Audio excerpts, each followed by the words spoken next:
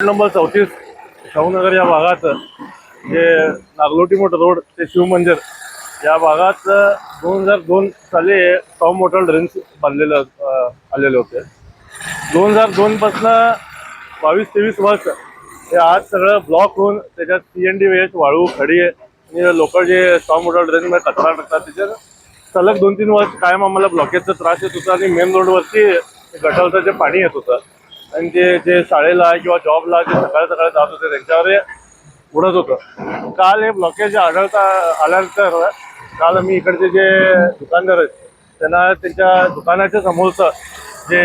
Covering केलेले होते ते ड्रेन समोर ते काढायला लावून आम्ही एक स्पेशल 2-3 वॉर्डचे सफाई मित्र हे सगळं सफाई कार्मिकांना घेऊन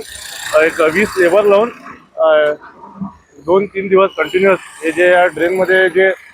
जवळपास 2 ते 3 फूट जे वेस्टेज होतं हे सगळं काढून स्वच्छता करायची एक मोहीम राबवलेली आहे. या लोकांना एकच विनंती की जे घटाघटीची दररोज तुमच्या घरी येते तिथे आपला कचरा वेगळं वेट वेस्ट आणि ड्राय वेस्ट करून दिल्यावरती हे जे समस्या आहे होणार नाही येत्या काळात म्हणून विनंती करतो.